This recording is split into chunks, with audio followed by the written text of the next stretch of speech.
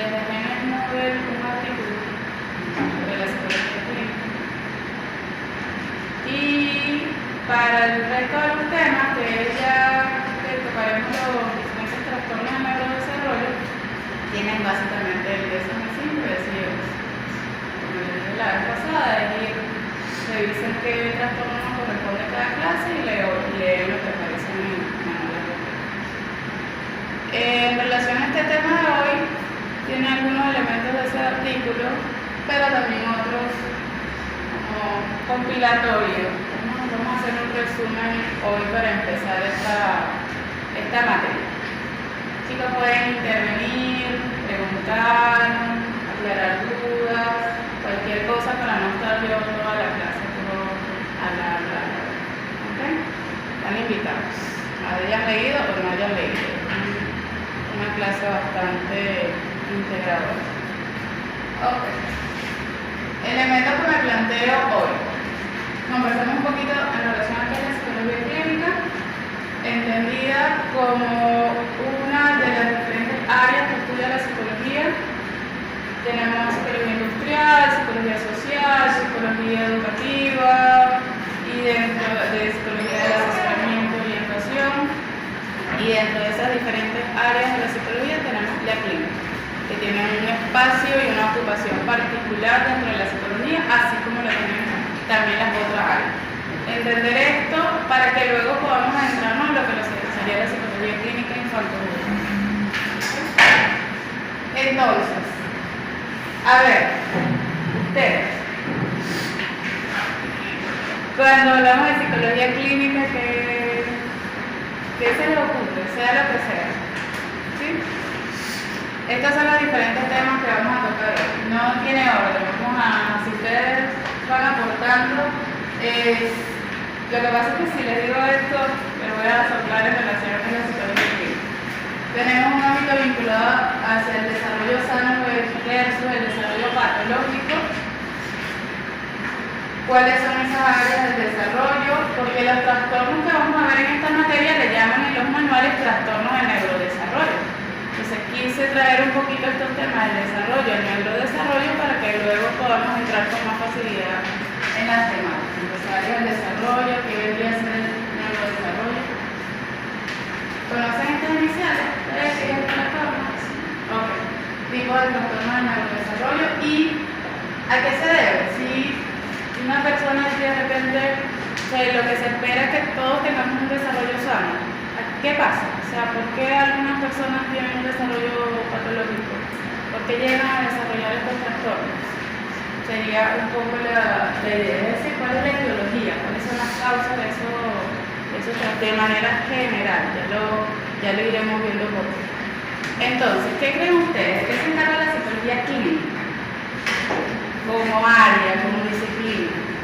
Según lo que leí, así en pocas palabras, es básicamente la rama de la psicología que usa todos los contenidos de la psicología y los aplica para estudiar los comportamientos guiados o el desarrollo que puedan tener los niños a las personas en general. ¿Qué más revisamos? ¿Se parecen iguales, es diferente, lo mismo? ¿Estamos de acuerdo? ¿No estamos de acuerdo? ¿Cómo lo vemos? Por allá y luego por aquí. En la lectura, Tomaso dice que es una disciplina científico-profesional cuyo objetivo es igualar el diagnóstico, tratamiento e investigación en el ámbito de los trastornos generales y que no se centra solamente en el desarrollo normal, sino más que todo en el anormal. Diagnóstico, tratamiento y Evaluación. Evaluación.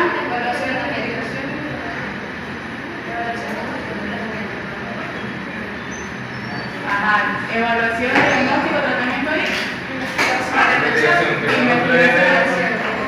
Que no se cumple las tres que dice el...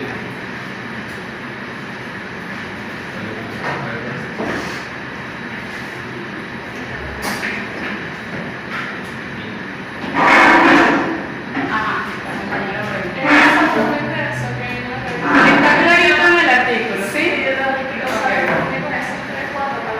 Exactamente, eso es lo que quería que les quedara como focalizado. La psicología clínica es hacer evaluación. Los psicólogos en específico saben que utilizamos diferentes pruebas o evaluaciones psicológicas que en algún momento ustedes van a ver a detalle, tanto para evaluar niños, adolescentes como adultos. ¿Okay? Generalmente son más abundantes las pruebas en niños. ¿Por qué? Porque se supone que es la etapa del desarrollo precisamente donde podemos detectar con mayor facilidad y a tiempo para realizar un tratamiento y prevenir también de repente situaciones futuras. Entonces, digo yo que por eso es que hay mayor despliegue de pruebas y evaluaciones en niños, para ayudarlos de alguna forma a que ese desarrollo, en caso que sea posible, se ayude a encaminar. Entonces, hacemos evaluaciones. ¿Para qué? Para tener un diagnóstico. Es la mayoría de las veces, no todas necesariamente, pero la mayoría de las veces que un padre o una madre acude a consulta a llevar a su niño o niña es porque sospecha o simplemente puede ser que tenga un diagnóstico. Entonces, una de las cosas que tenemos presentes como psicólogo clínico, que no se nos puede olvidar, o a veces de repente nos vamos por la rama y se nos olvida, es que esa persona está allí para que nosotros evaluemos y emitir un diagnóstico en caso que sea así. ¿Ok? Eso no es así, facilito, ¿ok? Ni tampoco la primera evaluación, lo dice el mismo manual del DSM-5TR, que hay que esperar, haces una primera evaluación y espera por lo menos 6 meses, o sea, tú indicas un tratamiento, mira, vamos a hacer esto, ya se lo daré con más detalle. Y luego de 6 meses, si ese tratamiento no surte efecto, es que se hace un diagnóstico. A veces, y pasa actualmente, lo he visto, que yo trabajo en un colegio, mando un niño a evaluación y enseguida me lo mandan para atrás con un diagnóstico. Ya va. Ese no es lo que plantea el manual. ¿Ok? ¿Por qué? Porque estamos diagnosticando un trastorno. No es una cosita así, ay, sí, ay, tienes cáncer. Como yo siempre pongo ese ejemplo, porque sería la analogía que va a un médico, ay, mira, me creció este animal aquí. Ay, no, chicos, sé que tiene cáncer. Así relajado. Ya va, o sea, tienes que hacer un estudio, una biopsia, a ver, no solamente eso, sino qué tratamiento tiene eso, cómo se combate, es tan grave o simplemente, bueno, una extracción, un tratamiento y ya es posible. Más o menos la analogía hago yo así en el caso de los niños, que te lo lleva una madre, un padre y todo así, ay no, ese muchacho es autista, así. O sea, es como que si le dijera que tiene cáncer, o sea, no de repente la misma magnitud, porque el cáncer puede, dependiendo del estadio del desarrollo, ser mortal. Pero me refiero a ponerse en el lugar de esa persona, o sea, ser empático y no ser algo así tan, ¿ok? Como que a ver si diagnosticamos así. A ver, ¿dónde va el viento? Sí, yo creo que sí. ¿Ok? No. Eso implica un proceso de evaluación. ¿Ok? Un proceso de evaluación. Por ejemplo, en mis sesiones de evaluación, yo habitualmente, y lo hacemos la mayoría de los psicólogos, hacemos una primera consulta con mamá y papá, ¿sí? En caso de que estén ambos, es lo indicado, es lo mejor, para tener siempre, algunos de los chicos que tenemos aquí son padres, ¿usted es padre? ¿No? ¿Mario? ¿No? Estoy contigo, ¿no? Ok, nada, pero le iba a hacer el malazo a los papás. Los papás, los masculinos, generalmente hacen aportes muy valiosos en la consulta. Ay, porque la mamá, ay, muchachito, ay, consentidor. Y no sé por qué hay algo, o sea, yo lo he notado, que ellos suelen ser más objetivos. O sea, como que si el muchacho se porta mal, se porta mal. No hablan así, bueno, pero es que tú sabes que no, se porta mal, no me hace caso. Sí, son como más claros. ¿Ok? Entonces es importante siempre tener la visión de ambos, porque cada uno es el mismo niño, pero cada uno tiene una perspectiva. ¿Ok? Luego suelo realizar unas 2 o 3 sesiones de evaluación psicológica. Estas evaluaciones psicológicas son unas evaluaciones en el área cognitiva, otras evaluaciones en el área emocional y la última sesión dependiendo de lo que haya observado. También se utiliza muchísimo lo que llaman la hora de juego diagnóstico, que es una hora en la que los psicólogos clínicos de infarto, juveniles también, porque también a los adolescentes se les ponen otro tipo de juegos adaptados a la edad. solemos tener una serie de jugueticos políticos en el consultorio donde se hace la hora de juego diagnóstico. ¿Por qué? Porque el niño suele reflejar a través del juego eso que le está pasando psíquicamente o emocionalmente. Está pasando por un duelo y de repente pone a los muñequitos que se le murió el perrito, o sea, siempre ellos reflejan a través del juego, por eso el juego es simbólico, simboliza de alguna manera lo que está sucediendo psíquicamente. Y luego de esas 3 sesiones de evaluación, otra vez una sesión en el medio, uno hace la corrección de las evaluaciones psicológicas, haces el informe, que el informe no es simplemente escribir un informe por escribir. El informe te permite hacer la integración de un montón de información. Si es necesario, el psicólogo hace una visita también a la institución educativa donde estudia ese niño o niña. ¿Para qué? Porque si un niño tiene un trastorno, el comportamiento lo refleja en diferentes contextos. No solamente en casa, no solamente en un parque cuando sale, sino también los ámbitos en los que se desarrolla, todo eso es más la escuela, más que todo donde están los niños. Entonces nos interesa saber, porque si el comportamiento no va a la escuela y hablas con la maestra y dices, no, aquí este niño no, para nada. Entonces quiere decir que somos un trastorno, porque si fuera un trastorno, es un comportamiento que el niño o niña mantiene en diferentes espacios, porque lo lleva consigo, lo porta, pues, lo lleva. En cambio, si es una situación que solo sucede en casa, es que hay algo que está pasando en la casa. El niño presente la conducta en diferentes contextos no significaría que la está generalizando, que puede comenzar en casa y luego la generaliza en el colegio. Un poquito resfriada.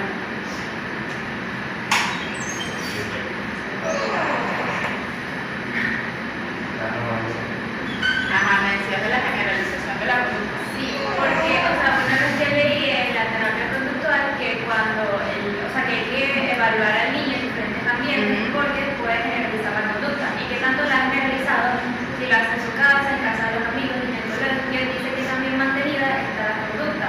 Okay. Pero como se está diciendo que puede ser que no sea un trastorno. Ok, son elementos, por eso es uno de los motivos por los cuales tú en la primera evaluación no haces un diagnóstico, o sea, dices que es un trastorno. Porque efectivamente puede suceder lo que tú estás diciendo, que se den diferentes contextos, pero con una serie de recomendaciones que tú le das a esa familia, a esos padres, hacer unos cambios que generalmente están vinculados con la colocación adecuada de normas y límites, casi siempre. Entonces, la conducta de ese niño puede mejorar y ya no se trataría de un trastorno a pesar de que lo había llevado a cabo en diferentes contextos, sino de una inadecuada aplicación, en este caso por parte de los adultos. O sea, son los adultos los que tienen que realizar correcciones en la forma de aplicar las normas y eso se ve reflejado en el comportamiento del niño. Como también sucede lo contrario, a la generalización. Hay niños que solo se portan mal con la mamá y el papá. Y va a la escuela y la maestra, no, pero es que él me hace caso. El niño es tan listo que aprende a identificar dónde está la figura de autoridad. Si la maestra la ejerce o no la ejerce. Si llega el primer día de clase y la maestra enseña, usted se queda sentadito ahí. Hasta la hora de recreo faltan 10 minutos. Y la ve que la tipa habla con firmeza, entonces ya sabe que se tiene que quedar sentadito ahí. Pues. O sea, en ese caso no es una generalización, sino más bien una identificación que en este contexto, en este lugar, con estas personas, no voy a aplicar lo mismo. No me funciona la misma técnica de, ay, pero es que a mí no me gusta, ay, pero nada. ¿Ok? Entonces, todo esto nos sirve para darnos cuenta que diagnosticar no es una cosa así, abuelo del pájaro, o sea, hay que dedicar tiempo, hay que observar, hay que evaluar, hay que darle tiempo a esas personas, a esos padres, a esa familia, que hagan las modificaciones pertinentes, a ver si a fin de cuentas se trata o no se trata de un trastorno. ¿Okay?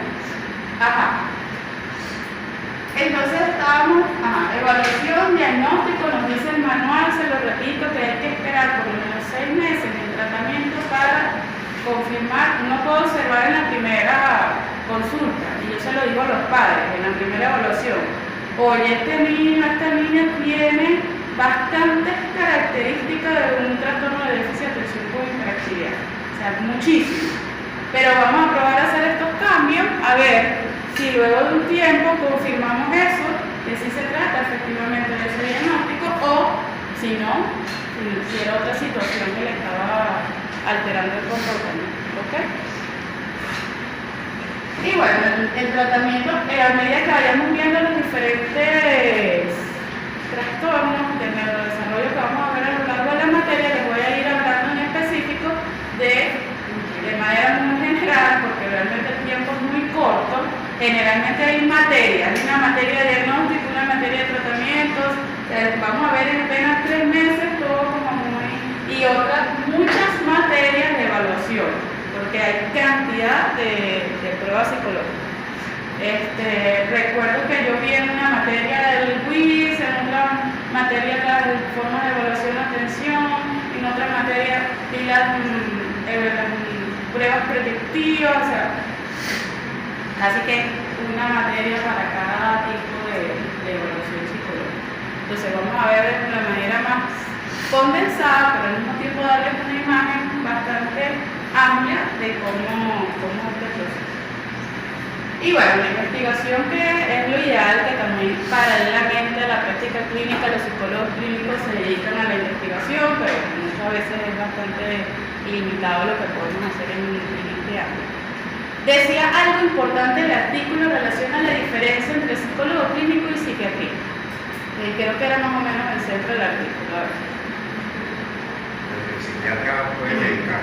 Exactamente. O sea, lo que yo entendí le quitaron como mucho la batuta al psiquiatra, y con el sentido de que se llama trastorno psicológico porque los atiende el psicólogo, y como que el psiquiatra solo se atiende la parte farmacológica, pero que hace el trabajo y el que en sí debería tener la potestad de poder diagnosticar o algo así era el psicólogo, por lo menos lo que yo hice entender. Okay. Y le daban un poco más de potestad al psicólogo que al psiquiatra.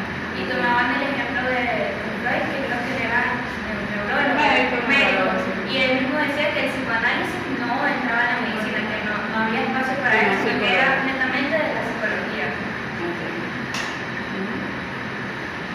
Exactamente, eso es lo que trata de reflejar el artículo. No me fijé tanto eso de que quisieran quitarle el espacio al psiquiatra, pero bueno, lo que plantea el artículo es eso.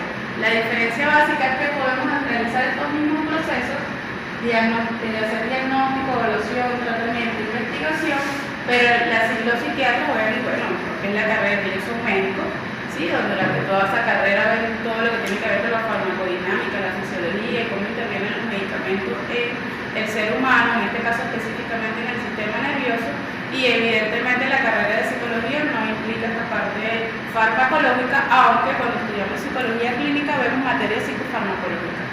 Para entender, ¿sí? Para comprender, mira, esta persona está medicada con quetiapina. Uno sabe qué es eso, o sea, es un antipsicótico. Así, bueno, no estar como que, o un antiepiléptico, no sé, Valproate, Valproate. Ya uno sabe que eso está vinculado de repente con una epilepsia o con un trastorno del estado de ánimo. Sí, un poco para tener ese conocimiento general de cuál es el medicamento que está teniendo la persona. Pero efectivamente hay diferencias, ¿ok? Los procesos de evaluación, los psicólogos nos hemos encargado más de estudiar, investigar y aplicar todas estas evaluaciones psicológicas. Entonces solemos ser más precisos en el proceso de evaluación. Y en ese caso diría yo que me ha pasado pues que recibo personas que han sido diagnosticadas por, niños que sus padres han sido diagnosticados, no tanto por psiquiatras infantojuveniles, porque ellos también tienen una formación bastante buena, por lo menos en Caracas, no sé si todavía existe, pero hay una especialización específica en el hospital de niños para psiquiatría infantojuvenil. O sea, no es que hacen la psiquiatría general de adultos o adolescentes, no, es específicamente para ir en un hospital de niños, ¿ok? Quienes se han graduado allí, yo de verdad que les tengo muchísima confianza porque ven solo esa área. Pero me ha pasado con muchísima frecuencia que recibo, por ejemplo, niños diagnosticados por neurólogos, ¿ok? Y fue así. ¿sí? Y lo triste es que los papás se dan cuenta, me dicen, oye, solo fui a una consulta, el niñito se distrajo con un muñequito que tenía en el consultorio y ya le dijo, tu hijo tiene déficit de atención por hiperactividad y además es autista. Las dos cosas. ¿Ok? Ojo, puede ser que sí. De repente esa persona tiene una práctica clínica muy buena, pero ya al hacerlo de esa forma, de repente yo le hago todo mi proceso de evaluación y me doy cuenta que efectivamente sí lo tiene, o no. Ha pasado muchas veces que no. Pero la persona lo recibe, como el ejemplo que les di al comienzo, de una, como que mira, tienes esto. Ya va, o sea, como que es mi hijo, como que quiero que me ayude, sí, pero necesito que uno va al médico y el médico te puede dar una aproximación, pero te manda a hacer una chulera de examen. Mira, te tienes que hacer un examen de sangre, te tienes que hacer una resonancia, te tienes que hacer no sé qué más, y después de que te dice, puede ser que en esa primera consulta te diga, más o menos las cosas van por aquí, pero luego te manda ese montón de exámenes en el que te confirma o te manda a hacer otro montón de exámenes más para confirmar cuál es el diagnóstico. ¿Ok? Pero básicamente esa es la diferencia, la posibilidad de indicar fármacos y no. En esos chicos nosotros tenemos que tener mucho cuidado, porque la gente común muchas veces no lo sabe. Entonces llega el psicólogo preguntando, ay, ¿será que te puedo tomar para eso? ¿Será que me puedo tomar tal cosa? Y así uno conozca el medicamento y sepa que otra persona lo tomó, tenemos que terminar, yo no soy médico. ¿Ok? Tú tienes que, para tomar eso, ir con un médico. Y dependiendo de qué área esté preguntando, de qué rama, puede ser un neurólogo, puede ser un psiquiatra, puede ser hasta un endocrinólogo. ¿Ok? Algo que me pareció curioso de la lectura es que precisamente hablan de que, no sé si en Estados Unidos estaban buscando la manera en ese momento de que el psicólogo sí pudiera medicar. Sí. Entonces, no sé, es como... Claro, pero eso implicaría una formación. Sí, pero wow.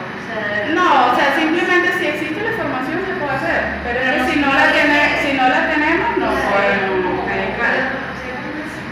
Exacto, sería ya prácticamente una psiquiatría.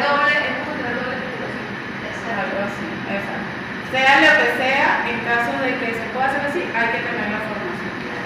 ¿Okay? Como que las diferentes herramientas, materias que estén vinculadas con eso. Aquí en Venezuela, no, en ningún lugar donde se estudia psicología hay una forma en esta parte de farmacología. Pero habría que revisar, hay pensos diferentes, no sabemos cómo es cuáles son las materias que ven allá, cuál es la forma, ¿no? Para evaluar eso. Ajá. Entonces, la psicología clínica es el área de la psicología o la disciplina que se encarga de evaluación, diagnóstico y tratamiento de los trastornos mentales, específicamente. ¿Okay? Y la clínica, y a pesar de que se articulara solo de la clínica, bueno, simplemente sabemos que la infanto-juvenil es específicamente la vinculada a el diagnóstico, todas estas fases, pero en niños y adolescentes. ¿Ok? A ver, ¿hasta qué edad es la adolescencia?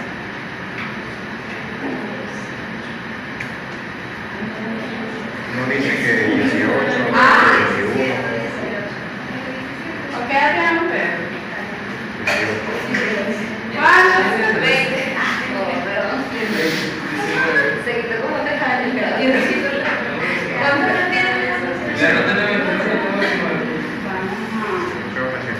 Bueno, según la psicología del desarrollo, la niñez, vamos a poner infancia.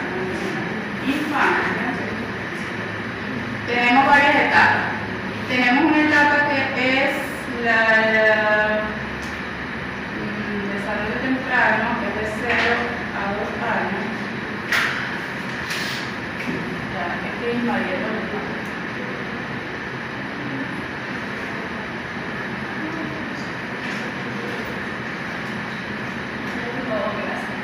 Luego tenemos de 3 a 6 y luego de 7 a 11. Esta es etapa escolar.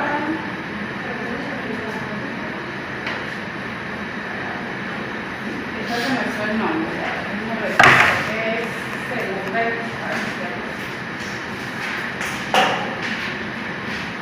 Primera infancia, desarrollo de primera infancia. Primera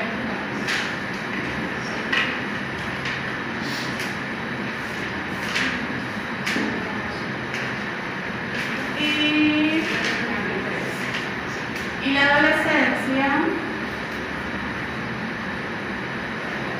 sería a partir de los 14 hasta los 21, según las etapas de la psicología del desarrollo. Sí, por eso les pregunto, ¿cuántos años tienes? ¿Tienes menos de 21? Son aún adolescentes. Sí, todavía sí son adolescentes. ¿Sí? Ok. Hay una etapa por aquí que le suelen llamar la pubertad, que han sido 12, 13 años, que de verdad que últimamente no se está hablando mucho de esa etapa en psicología del desarrollo, porque es como la adolescencia es una etapa intermedia entre la infancia y la adultez. Entonces la pubertad es una subintermedia entre infancia y es un enredo de los pobres criaturas de 13, 14 años, que ni soy niño ni soy adolescente, pero después que soy adolescente tampoco, todavía ni soy niño ni soy adulto, un poco enredado. Entonces más o menos estas son las etapas del desarrollo que se manejan en CAE. Después de los 22 años, bueno, empieza la adultez, que es la adultez temprana, intermedia, tardía, hasta la vejez a partir de los 65 años. Generalmente, los trastornos del neurodesarrollo es más fácil detectarlos en esta etapa, de los 3 a 6 años, que es la primera infancia. ¿Por qué? Porque el 0 a 2 años, evidentemente, desde que haya concepción, el feto empieza a desarrollarse psiconeurológicamente. Va naciendo todo el proceso del embarazo. Quienes tienen el embarazo a término son 40 semanas en promedio. Hay personas que tienen un poquito menos, hay personas que tienen un poquito más. Luego nace el infante y del 0 a 2 años, bueno, es una etapa de evolución y desarrollo muy rápido, donde comienza a adquirir muchísimas habilidades, pero es a partir de los 2 años cuando los padres empiezan a notar como que puede ser que este niño le esté pasando algo, comienzan a notar, por ejemplo, la adquisición del lenguaje, nos da muchísima información, si ha empezado a decir palabritas o no, porque a los 2 años ya los niños deberían unir 2 palabritas. Tengo hambre, dame tete, cositas así muy sencillas, unir 2 palabras. Si el niño a los 2 años aún no ha hecho eso, empieza a encender las alarmas de los papás. Este niño no me dice nada, le llamo y no me responde. Entonces puede implicar desde un trastorno fisiológico vinculado con una dificultad auditiva o del área fonadora hasta ya otro tipo de trastorno, más en el ámbito mental. Ya va. Recuerden que con los niños, chicos, es muy importante primero hacer el descarte físico. Siempre. Mira, usted le hizo una prueba auditiva a ese niño. Antes de ir, no, que es autista, no. Pero usted lo llevó al pediatra. El pediatra le hizo todos los análisis respectivos a ver si es algo a nivel orgánico. ¿Ok? Para luego desencadenar en otras áreas. ¿Por qué sucede? Es muy común que los niños tengan dificultades en alguna de sus áreas sensoriales. Ajá, ¿me decías? Justamente hay un artículo de una psicóloga donde ella estaba explicando que los niños que hablan idiomas, que tienen por lo menos un padre que habla inglés y una madre que habla español, tardan hasta 4 o 5 años para formular sus primeras palabras, como que, no sé, les cuesta más formular palabras o frases y comienzan o sea, no las formulan por lo menos, es decir, agua, y les cuesta más. Y eso me pareció interesante, como usted lo estaba comentando, y ella dijo que eso no tenía que ser una señal de alerta para... Sino ver por la percepción sensorial de ambos idiomas. Exactamente. Porque yo leí un artículo que decía todo lo contrario. Decía que más bien a esas edades tan chiquitos me sorprendió.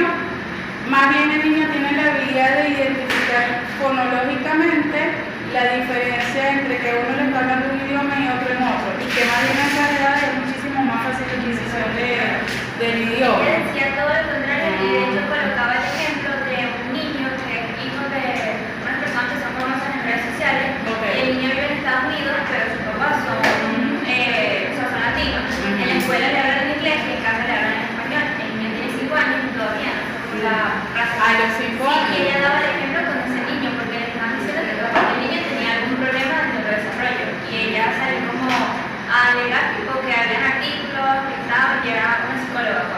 Ok, bueno, hay que ver.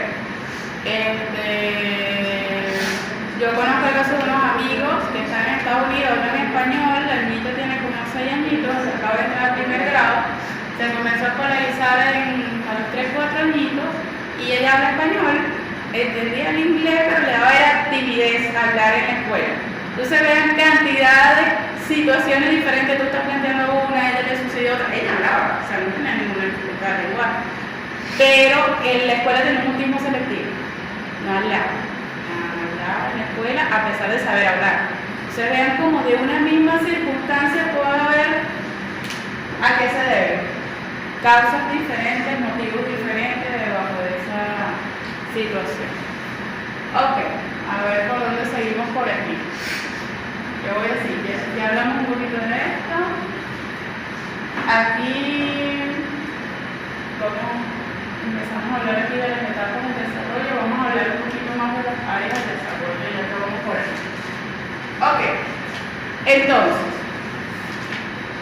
en los manuales diagnósticos decidieron para este último manual, el DSM-5-TR, organizar los trastornos como por orden en que van apareciendo en la vida de la persona, en el orden que sigue el ciclo vital, porque ellos antes tenían primero los trastornos orgánicos, entonces tenían las demencias, mientras que las demencias suelen suceder más bien al final de la vida. En este último le hicieron una vuelta diferente y ahora por eso los primeros que aparecen son los trastornos del neurodesarrollo, porque se supone que desde el punto de vista evolutivo el ciclo vital son los que aparecen en estas etapas tempranas de la infancia. Esos son los primeros que vamos a tener en el manual. Esto se lo trajo un poquito para recordar, lo de las áreas de desarrollo, por eso ustedes lo vieron en psicología del desarrollo humano. Ajá, tenemos más o menos estas edades, donde van transcurriendo. Esas mismas áreas del desarrollo que vimos en la materia de psicología del desarrollo, que nos hablan de cómo se va dando el desarrollo sano, son las mismas áreas que también evidentemente vamos a ver afectadas cuando se trata de un trastorno. ¿Ok? Entonces vamos a recordarlas un poquito. ¿Se acuerdan más o menos? Las áreas son desarrollo motor, ¿qué más? Desarrollo motor físico, afectivo, sexual, moral y lenguaje.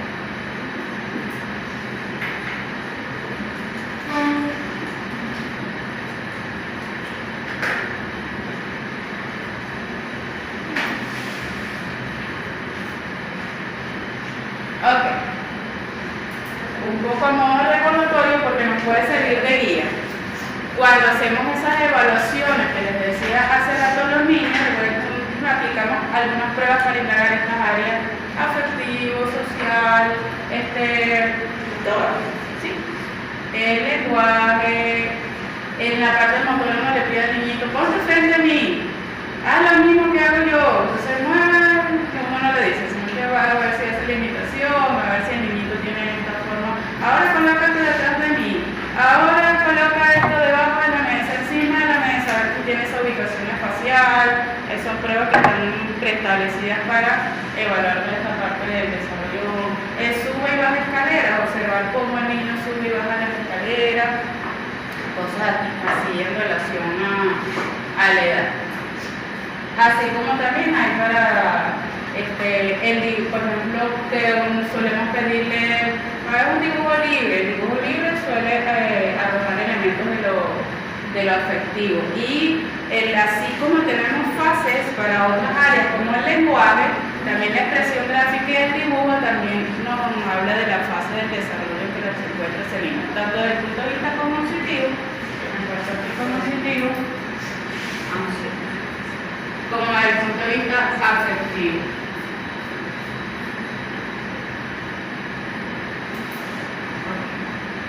Entonces estas son fases a tener siempre presentes a lo largo de su vida profesional.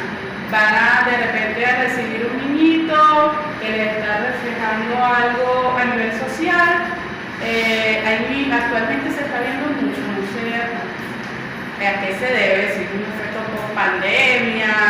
La mayoría de la gente, yo todavía no termino de entender los efectos post pandemia en niños que tienen muchas dificultades en las relaciones con los otros niños. Suelen algunos por ejemplo ser invasivos, como que no saben sabes medir esas pautas sociales de estamos aquí jugando y hay que seguir unas normas y en qué momento entonces tú puedes entrar a ese juego o salir. Hay niños que son invasivos en el sentido de quieren que jueguen lo que ellos quieran cuando ellos digan de la forma como ellos quieran, por ejemplo.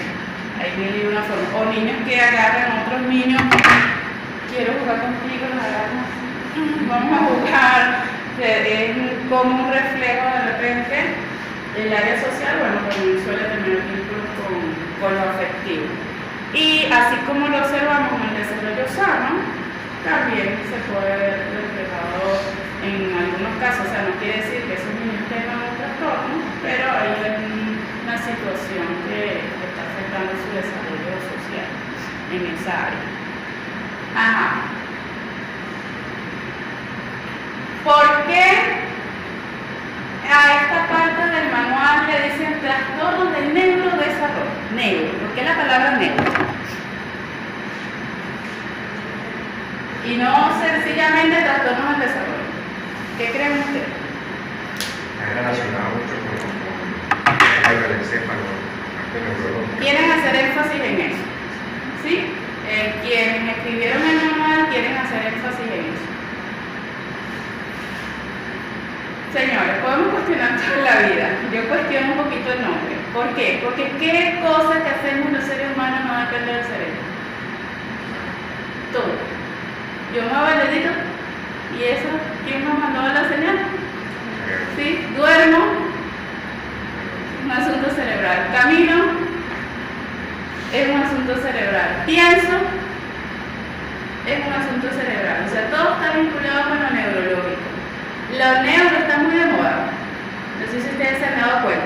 Los coaches hablan de neuro, todo el mundo habla de neuro, los de autoayuda hablan de neuro, los influencers hablan de neuro, todo es neuronutrición, neuroentrenamiento, neuroemoción, todo, y no se escapa los manuales. Neurodesarrollo.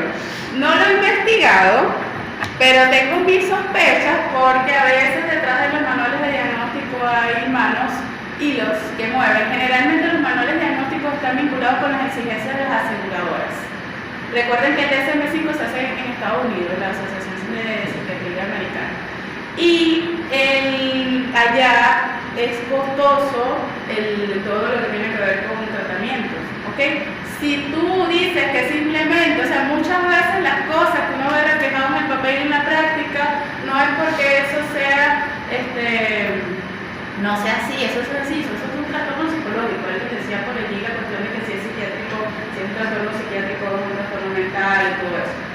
Pero, ¿qué pasa? Si solamente le dejamos el nombre trastorno del desarrollo, trastorno psicológico, en la práctica eso no te lo paga el seguro. Como pasa aquí en Venezuela, que si tú vas a una consulta de un traumatólogo te lo paga el seguro, pero si vas al psicólogo no.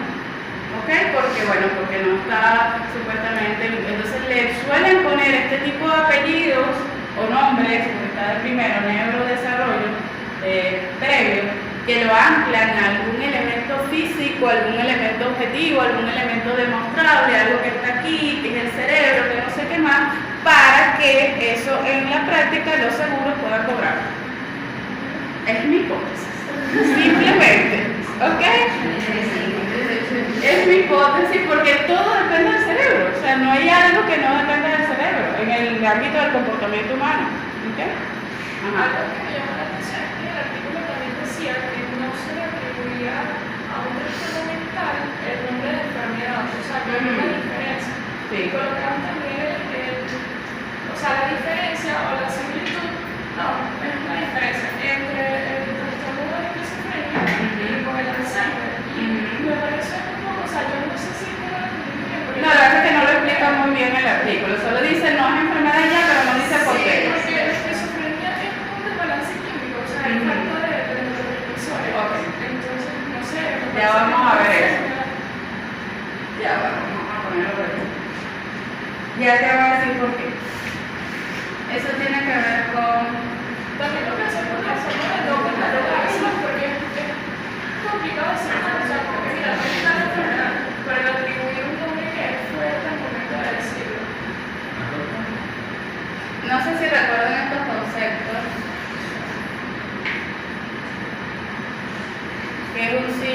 un síntoma, qué es un trastorno y qué es una enfermedad. ¿Recuerdan algo? ¿No? Nada. De ahí bien. Ok. A ver, vamos a hacer un repasito de esto para luego llegar a lo que ella está planteando. Signos son las manifestaciones objetivas de un malestar. Se puede observar, exactamente. Es objetivable. ¿Ok? ¿Qué podría ser? Ahorita yo estoy teniendo como un resfriado. Entonces, si yo estornudo, ustedes pueden observarlo. ¿Ok? Es un estornudo, es identificable. ¿Ok? Es un signo porque es algo objetivo que ustedes pueden ver. Pero un síntoma, yo siento de repente un malestar, eso ustedes no lo pueden ver. O sea, es algo mío, es subjetivo. ¿Ok? Me siento así como un poquito con sueño, un poquito de caída y tal. Si por algún motivo me llega a dar dolor de cabeza, yo les puedo decir a ustedes que me duele la cabeza, pero realmente ustedes no pueden saber cómo me duele, dónde me duele. Sí, o sea, es un síntoma también. El dolor es un síntoma, es algo que reporta a la persona. Usted no puede, a veces le puedes tratar de objetivar, puede decir dime del 1 al 10, pero la realidad es que existe una escala para tratar de objetivarlo. Al final quien siente el dolor es uno. ¿Ok? Entonces tenemos esa diferencia, signo, síntoma. Signo lo que podemos observar, lo objetivo y síntoma. Se dice que un conjunto de signos y síntomas que se ha demostrado que suelen aparecer en conjunto conforman un síndrome. Por ejemplo, yo estoy con un síndrome gripal. Suele aparecer junto que la gente le duele la cabeza, tenga congestión nasal, le duele un poco la garganta y siente un malestar general. Y puede ser que en algún momento le despierte. ¿Ok? Entonces es un síndrome, porque los que investigan se dieron cuenta que suelen aparecer en conjunto y eso es un síndrome gripal. ¿Ok? Hay una afección allí de la vía respiratoria superior. Ajá. Ahora, ¿cuál va a venir a ser la diferencia entre un trastorno y una enfermedad? Que en la enfermedad se ha estudiado que eso sea una causa específica, por ejemplo un virus, en el caso del ejemplo que estoy dando. Y en el caso del trastorno, a pesar de que podemos analizar que se pueden ver múltiples causas, eso que me dice del desequilibrio electroquímico en la esquizofrenia es una hipótesis, una teoría. No se le puede sacar la sangre a un esquizofrénico a ver si de verdad tiene la dopamina elevada o no. Ni tampoco se le puede sacar líquido cefalorraquídeo o el neurotransmisor donde está, a ver, ya va, y aquí está la dopamina. ¿Ok? Son estudios, pero no son directos.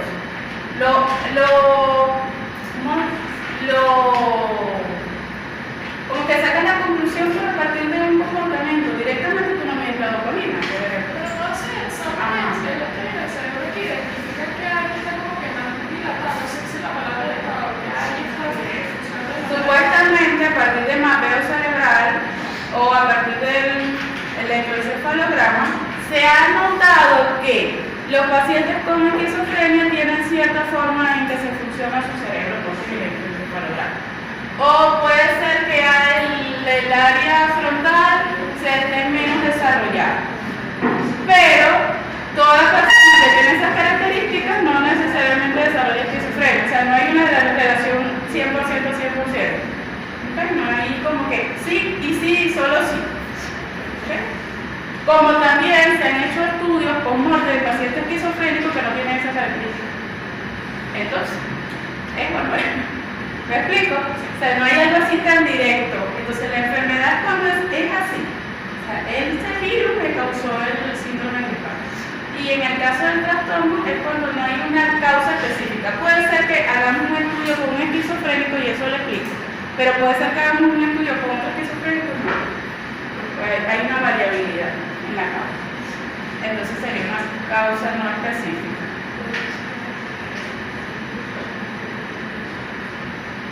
Y precisamente cuando empecé a hablar del cerebro, una de las cosas que le iba a decir era que conocemos muy poco del cerebro. O sea, el porcentaje que se conoce en relación al cerebro es ínfimo. No sé si llega un momento de la historia en que podamos saber más del cerebro. Bueno, porque para estudiar el cerebro de un ser vivo como les decía, tú no puedes abrir el cerebro, sacarle, ver los químicos, porque bueno, es una persona que está viva. Ok, tienes que esperar que muera para y ya el cerebro no está en funcionamiento. O hacer pruebas indirectas. Veo el comportamiento y a partir del comportamiento deduzco que puede ser, pero directo, matamos a la persona para poder hacer el estudio. Entonces, es complicado, no es sencillo. Muchas veces, como les decía antes, se le da el nombre negro a muchas cosas para darle un basamento científico y resulta que el cerebro le da menos cosas que sabe.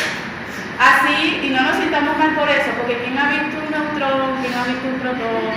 Sí, la física también se da cuenta de ser una ciencia muy exacta, muy dura, pero todo esto son hipótesis, porque no han hecho de nuevo el Big Bang.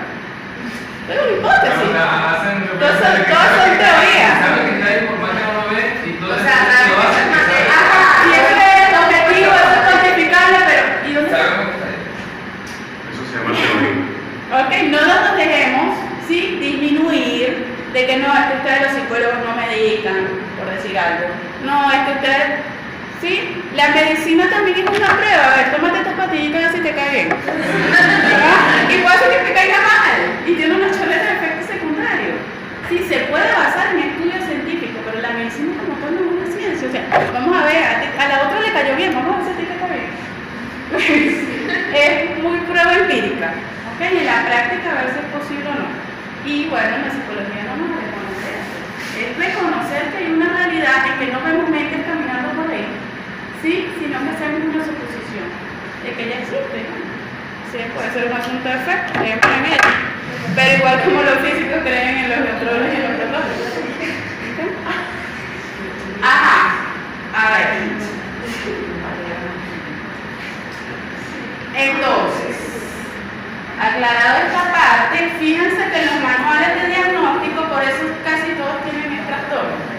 Trastorno al neurodesarrollo, trastorno al déficit de atención, trastorno al espectro autista, trastorno, o sea, todos recuerden, no. Hay una causa específica. Exactamente, casi ninguno es nombrado como enfermedad.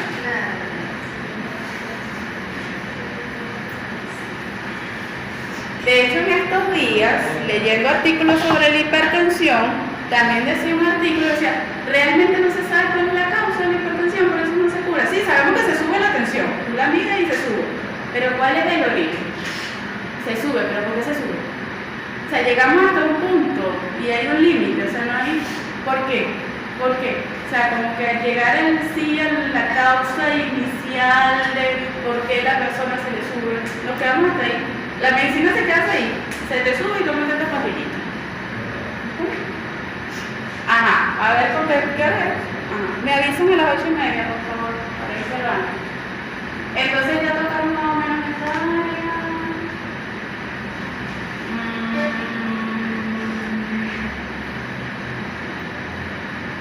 Vamos, ya que hemos tocado este tema, vamos a continuar con esta parte. ¿A qué se debe que el desarrollo se pueda ver afectado? ¿Dónde podemos encontrar esas causas en específico? Que puede ser la etiología. Fíjense algo. Cuando acuden una familia a consulta, me imagino que ustedes han escuchado, uno les hace una historia clínica. ¿Ok? Que en algunas personas le dicen también anamnesis, que se le llama la historia clínica. En esa historia clínica uno le pregunta a la persona que los papás suelen ir ya preparados, que yo sé que yo vine aquí a que tú me preguntes un montón de cosas, que inclusive antes de la concepción del niño, luego de la concepción, cómo fue el embarazo, cómo se desarrolló el embarazo, por qué se le hacen preguntas inclusive antes de la concepción. Yo les suelo preguntar a los papás, ¿en qué andaban ustedes antes de quedar embarazados? Ah, yo estaba trabajando, dice el papá. Ah, yo estaba estudiando, dice la mamá. Esa concepción mental previa que tenían esas personas en relación a tener o no tener ese niño influye luego en el desarrollo afectivo de ese niño. Por eso se hace esa pregunta.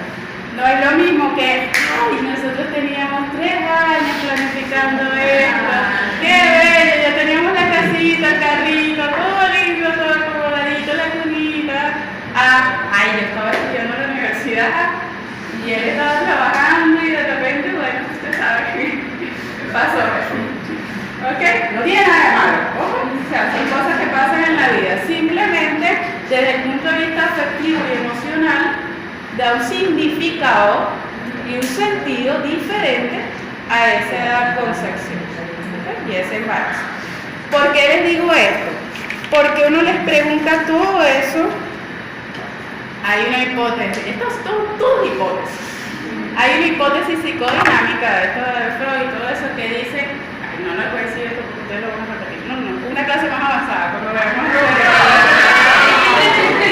No, porque entonces después si tienen familiares o alguien así que tenga ese trastorno, no va a decir. No. Vamos a guardarle aquí. La cajita de para cuando veamos ese trastorno. Okay. Bueno, fíjense. Etiologías típicas de las enfermedades, de los trastornos, de los trastornos mentales en general. Puede haber causas genéticas, pero entonces les voy a hacer una lista. Puede ser esto, puede ser aquello, pero ¿qué pasa? Porque uno hace esta historia clínica. Porque resulta que uno tiene que buscar en esa persona a ver a qué se puede deber el desarrollo de ese trastorno. O sea, ¿qué pudo haber afectado en esa persona la aparición de unas anomalías en el desarrollo?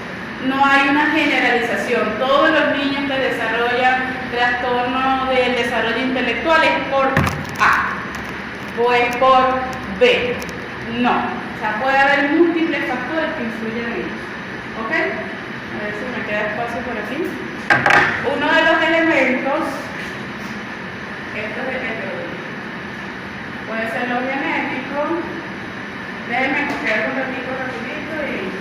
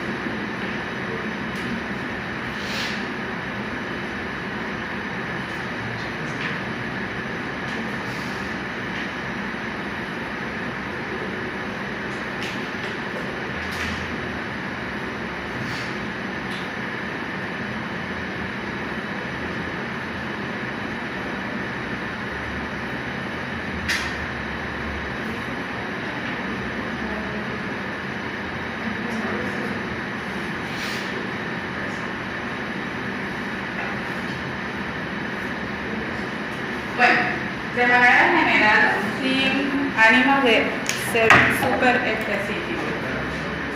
Solo para que tengamos una idea. Empezar por aquí, ¿no? Ajá.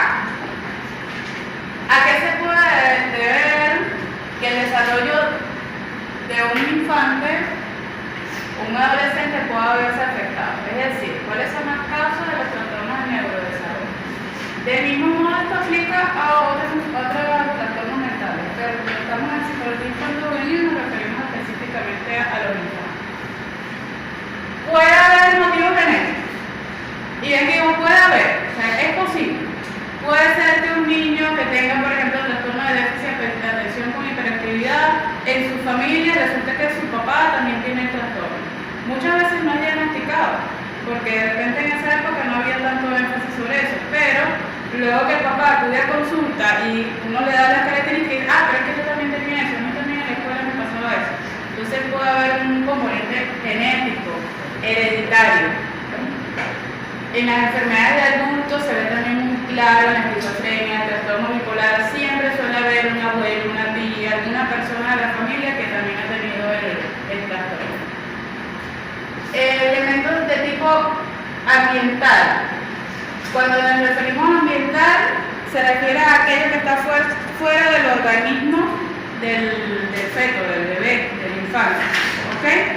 Entonces, por ejemplo, durante el embarazo, que la madre haya consumido y el padre también, muchas veces se le da responsabilidad a la madre, pero también influye el consumo OH negativo al alcohol. Consumo de alcohol, consumo de sustancias, ¿ok? De drogas. A veces los papás creen que no, el hombre puede tomar, culturalmente entonces el macho puede tomar, pero resulta que también en la calidad de tus genes y de tu espermatozoide va a estar ese consumo de alcohol. Puede ser que en el momento que tuviste relaciones no estés tomando alcohol ni hayas estado embriagado, pero si tú vienes en una historia de consumo de alcohol, tus células lo reciben, ¿ok? Y los espermatozoides una de las células. Entonces igual se ve afectado, por eso se indaga en la historia el consumo de algún tipo de sustancia, tanto por parte de la madre, no solamente en el embarazo, sino antes, y por parte del padre también. Son elementos tóxicos al desarrollo del feto. Nutrición de la madre, su estado nutricional, si tiene todos los alimentos necesarios, todos los componentes esenciales, las vitaminas, todo lo que necesita para... Recuerden que el feto está, esa etapa de esas 40 semanas es cuando se da un desarrollo de una cosita así que no vemos hasta ya que puede pesar 3, 4, hasta 5 kilos. Entonces el desarrollo es muy rápido y no solamente se trata de un desarrollo físico, sino del desarrollo del sistema nervioso, que sea de sus diferentes etapas. Entonces toda la nutrición y el estado de salud de la madre, si tenía o no tenía en ese momento, por ejemplo, no es igual un niño con una mamá diabética o una mamá que no sea diabética, una mamá con hipertensión, una mamá que no tenga hipertensión, al igual que una mamá con una enfermedad mental. Si esa mamá tenía en ese momento una crisis psicótica, no puede tomar la mayoría de los medicamentos para la psicosis, porque los medicamentos, la mayoría son lo que se llama teratógenos, o sea, tienen un efecto dañino en el desarrollo neurológico del feto. ¿Ok? Entonces, y no solamente desde el punto de vista físico del efecto de esa sustancia, sino también es por lo que por el estado emocional y mental de la madre. No es igual la madre que esté pasando por una depresión durante el embarazo a una que esté, como les decía hace rato, feliz porque salió embarazada y tiene su niño, otra que esté apesumbrada porque, bueno, cualquier situación de la vida que se le haga complicado traer ese bebé al mundo o por una situación específica de ella que simplemente es una persona que sufre de depresión y se deprimió en ese momento. Infecciones. ¿Por qué le solemos preguntar a la mamá si tuvo alguna infección durante el embarazo? Porque las infecciones también, por el efecto de los virus, causan un efecto que puede ser muy potente. A veces no pasa nada, afortunadamente, pero sí, no sé si se acuerdan en esta época que hubo Zika, chikungunya, que eran virus muy fuertes, Tiempo después, poco tiempo, o sea, meses después yo vi niñitos microcefálicos, que tenían la cabecita así chiquitica y tú los veías, eran grandototes, pero con la cabecita así chiquitica, pues la mamá tuvo psicocituria durante el embarazo y eso tuvo una afectación viral sobre el niño y no le permitió el correcto desarrollo de él. Son niños que luego rápidamente fallecieron, porque uno no los ve, ¿dónde están? Yo no los veo.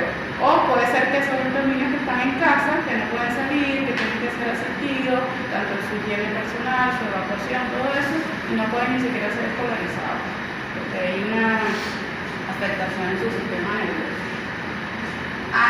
Esto en relación al embarazo. Bueno, fue un embarazo buenísimo. Todo bien, todo perfecto, la mamá comió bien, no le dio ningún niño, ninguna infección. El parto. El momento de parir. Por eso es tan importante la elección del obstetra y las condiciones médicas y el que en ese hospital existan o clínica los diferentes elementos por si a ese niñito le pasa algo enseguida. Hay clínicas que se venden, por decir, aquí hay un servicio de atención neonatal. Es decir, que ahí puedes tener tu terapia intensiva, todo lo que necesitas por si al niño le pasa algo durante el parto. Señores, ¿por qué uno no lo tiene? No sabemos. Entonces siempre hay que tener esa disposición. Si el niño por cuestión de segundos, le coloqué aquí hipoxia es disminución del oxígeno en el momento del parto, si por cuestión de segundos, minutos pierde oxígeno, que se queda un ratico así sin respirar, no es sin respirar, es con disminución de oxígeno, porque pónganse que fue un parto vaginal, está pasando por el canal vaginal y duró más tiempo de lo debido, lo que llaman un parto prolongado. Esa pequeña pérdida de oxígeno impacta de manera inmediata en el desarrollo del cerebro. ¿Ok? Hay niñitos que se hacen moraditos. Uno le pregunta también a los padres. Nació amarillito, nació moradito. Amarillito es que tiene exceso de bilis. Moradito es que tuvo pérdida de oxígeno. Y estaban perdiendo el oxígeno que se pone colorado. Nace moradito. ¿Ok? O sea que es mucho más seguro una cesárea. Sí. Puede ser, tendría que preguntárselo a un obstetra. Lo que pasa es que tiene sus ventajas y sus desventajas. ¿Ok? También se dice que durante el parto ayuda como a una reacomodación ahí del cráneo. De verdad que no sé, tendría que investigar bien a ver. Porque también durante la cesárea puedes agarrarlo mal, entonces si lo agarras en un lugar indebido también eso puede. Tendría que indagar mejor a ver las estadísticas y ver qué tiene más ventajas y más desventajas, porque no sé. ¿Cómo? Ya hay que tanto Diego, pero bueno, te va a tocar atender igual ahora. Ok. El parto. Eso, si tarda muchísimo el parto, hubo sufrimiento fetal. Sufrimiento fetal no es simplemente un sufrimiento. Dicen que el parto en general siempre hay un trauma, un sufrimiento que no nos acordamos afortunadamente. Pero es de esa parte que les estoy diciendo, la afectación fisiológica, el tiempo prolongado que duró eso.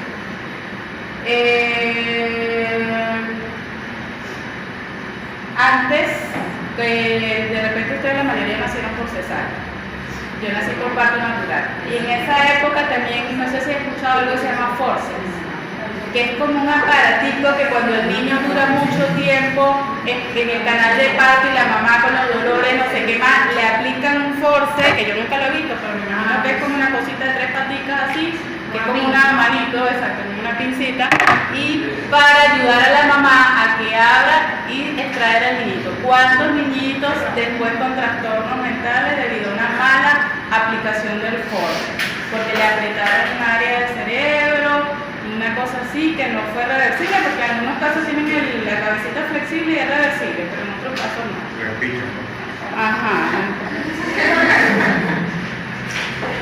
Por eso creo que procedimientos médicos mal aplicados. Cosas así. Ok. Parió. Nació ese muchacho. No, salió todo bien. Ok, posparto. Nutrición igualmente al niño. Si tiene o no tiene la ingesta alimentaria, los niveles de hierro. Hay estudios estudios que se han realizado, que se hacían antes, y ahorita no hay mucho estudio, hay una institución en Caracas que se llama Fundatresa, que es Fundación para el Desarrollo del Crecimiento, algo así, que establecía una correlación entre el nivel intelectual del niño y su nivel nutricional, es decir, si estaba desnutrido. Si estaba desnutrido es que tiene niveles bajos de hierro, de vitamina B y cosas así. Y se encontró una correlación, fíjense que todo es correlación, no es que eso es exactamente así, pero no creo que se los conté la vez pasada, no me acuerdo si fue otro grupo, entre los niveles de desnutrición y el nivel intelectual. Es decir, a más desnutrición, menos nivel intelectual. A mejor nutrición, mayor nivel intelectual. Cosas por el estilo. Igualmente, si ese niñito ya nació, ya no es la infección que le dio la mamá, sino infecciones que tenga el niñito. Por eso a los niñitos se le colocan toda esta vacuna, para evitar que le dé una serie de enfermedades y idealmente toca una y a los 2 meses le tocan 15 y así, sucesivamente, para prevenir que no tengan este tipo de infecciones. Y si las tienen, bueno, realizarle el mejor tratamiento lo más rápidamente posible. Contaminación por tóxico, los vacunantes, pero ahorita hay vacunas que tienen plomo mercurio y eso a su vez también puede causar un trastorno mental. Hay indicado que muchos de los niños con trastorno del espectro autismo es debido a una contaminación por vacunas de mercurio del cuerpo. ¿Okay? Entonces, no es fácil, como dice Mario. Experiencias infantiles traumáticas. Que ese niño pasó todo bien, pero de repente, bueno, fue víctima de un maltrato, de un abuso sexual, algo así, y de repente tenía un componente genético por allí de un trastorno mental, todo estuvo bien, pero el abuso se tornó una enfermedad, la infancia. Por decir algo, un ejemplo. ¿Okay? Esas son las cosas que uno indaga en la historia clínica. Y bueno, poca estimulación es referido a como que ya en el ámbito social. También se ha encontrado que hay niños que pueden recibir un buen nivel de nutrición, pero si están en un contexto donde no es favorecedor por el desarrollo de sus capacidades intelectuales, pueden presentar lo que se llama un pseudo retardo, ¿okay? Que no es como tal un retardo intelectual, pero sí un pseudo, porque está vinculado es a la poca, de repente que sean niños,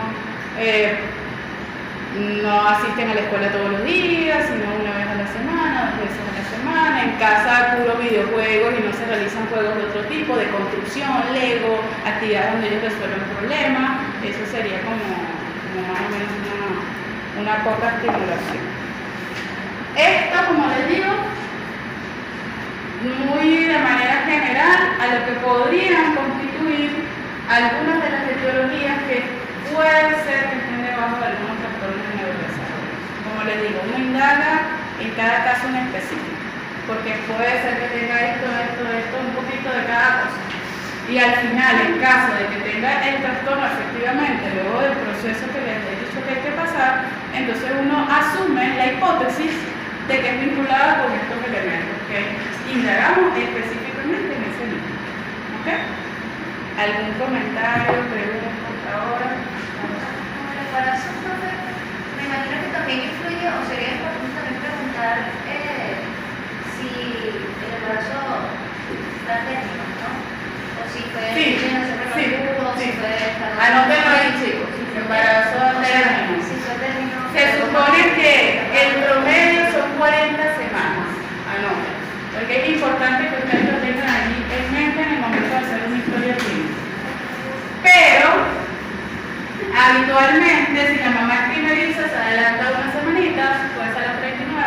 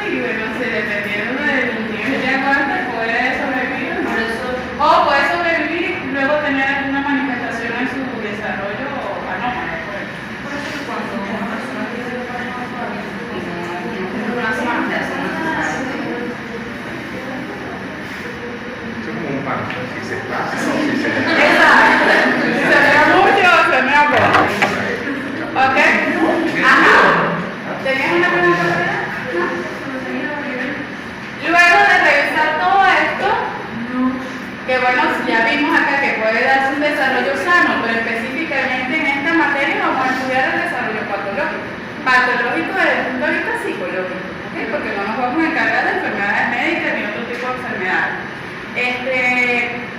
Ni tampoco vamos a ver todos los trastornos de neurodesarrollo posibles.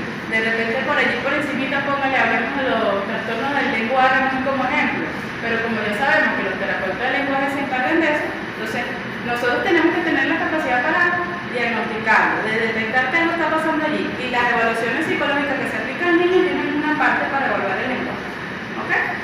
Pero como la materia es corta, nos vamos a meter más en aquellos que son más propiamente psicológicos. Entonces tenemos, a ver, dígame, nombre, ¿cuáles trastornos de neurodesarrollo conocemos? Se lo he notado varias veces. Déficit de atención. Ajá. Trastorno de déficit de atención y hiperactividad. Exacto. ¿Cómo se llama el autista completo? ¿El nombre? Trastorno espectro autista. Exactamente.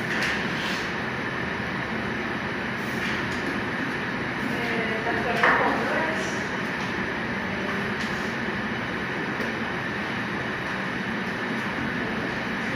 Ese nombre es feísimo, ¿verdad? Espectro. Sí, ¿verdad? Sí. Claro. Sí.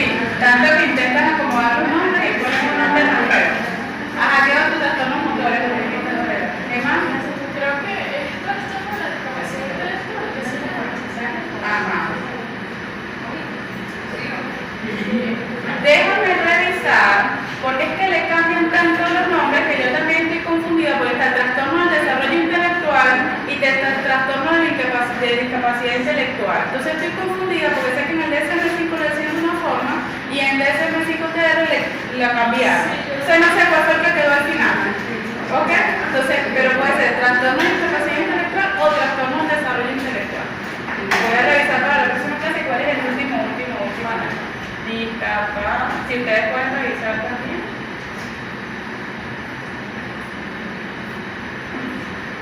O del desarrollo intelectual. ¿Qué más?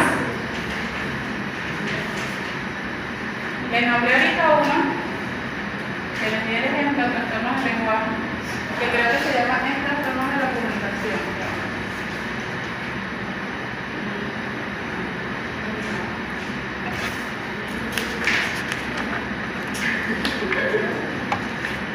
Trastorno de la comunicación, sí. El trastorno de la conducta o práctica. ¿De qué? De la conducta o práctica. A preferido esta relación, usted colocó fue trastorno de desarrollo intelectual, entonces quizás esa sea la más precisa. Igual déjame verificar, porque creo que la coloqué ahí así como de memoria. Eso sí, No, el DSM-5 sí está discapacidad. Ok. ¿Trastornos motores de conducta? Ok. Hay otros trastornos que no están ubicados en el apartado del DSM-5 que habla de los trastornos de neurodesarrollo, pero también es importante tenerlos en cuenta para la infancia y la niñez, que son el oposicionista desafiante, son los que habitualmente se le llaman trastornos de conducta, aunque ese no es el nombre del manual, sino que aparece en otras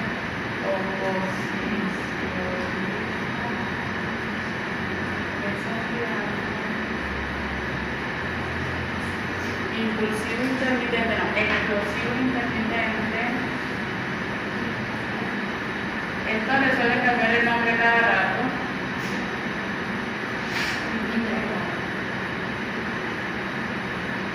Y hay otro que se llama de la desregulación emocional, que en el DSM-5 está dentro de los trastornos del estado de ánimo.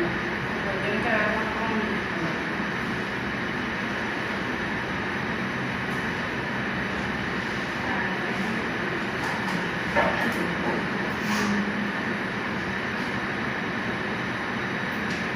Ok, bueno, este es más o menos un panorama de lo que estaremos desarrollando en esta materia en la medida de lo posible.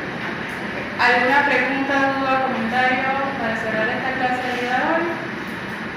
¿Estamos bien? ¿Estamos claritos?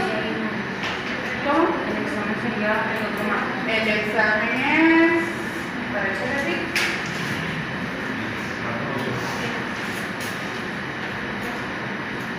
Sí, quedamos que veíamos un tema y lo evaluábamos. Veía el tema y evaluábamos. Entonces, el martes 8 de octubre, hoy es primero ya, sería la evaluación de este tema. Todo lo que Todo lo visto el día